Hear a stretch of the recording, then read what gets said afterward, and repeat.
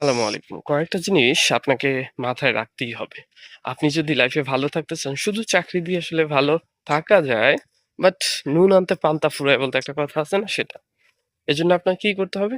আপনাকে অবশ্যই চাকরি যেরকম আপনাকে একটা স্টেবল এবং সিকিউরড একটা লাইফ দিবে, পাশাপাশি আপনাকে কমফোর্ট জোন ক্রিয়েট করার জন্য আপনাকে উদ্যোক্তা হতে হবে। চাকরির পাশাপাশি আপনাকে উদ্যোক্তা হতে হবে। সো চাকরি নাকি উদ্যোক্তা? চাকরি নাকি উদ্যোক্তা এরকম কনফ্লিক্ট লাগানো যাবে না। চাকরির পাশাপাশি আপনাকে উদ্যোক্তা হতে হবে। যেহেতু আপনার মেইন ফোকাস জবে। আর বর্তমান জব খুবই ডিমান্ডেবল হয়ে যাচ্ছে।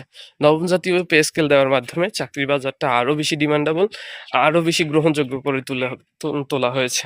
আরো বেশি সিকিউরড করে তোলা হয়েছে। এর পাশাপাশি আপনি যদি উদ্যোক্তা হতে পারেন, আপনি যদি ছোট পরিসরে আস্তে শুরু করে আপনি উদ্যোক্তার জার্নিটা করতে পারেন, শুরু করতে পারেন।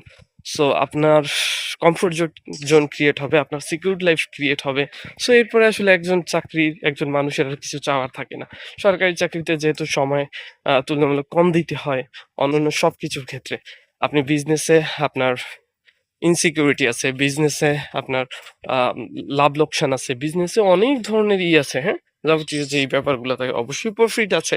বাট চাকরির বাজারটা সেক্ষেত্রে অনেক বেশি সিকিউর। এইজন্য মানুষ চাকরির দিকে ঘুরে।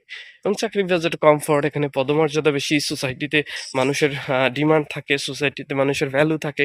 দ্যাটস ওয়াই মানুষ চাকরির দিকে ঝোঁকে। চাকরির পাশাপাশি নিজেকে উদ্যোক্তা হিসেবে দেখুন, উদ্যোক্তা হিসেবে তৈরি করুন, গবেষণা করুন যে আপনি কোন জিনিস আপনি ভালো করতে পারবেন।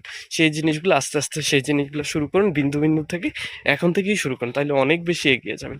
চাকরির পাশাপাশি আপনি যদি উদ্যোক্তা হতে পারেন, হ্যাঁ? আপনি নিজেকে বিজনেসে ইনভলভ করতে পারেন। সো এটা একটা গ্রেট থিংস হবে। এই আইডিয়াটা আপনাদের সাথে শেয়ার করলাম। এই ছিল আজকের পরামর্শ। Thank you so much.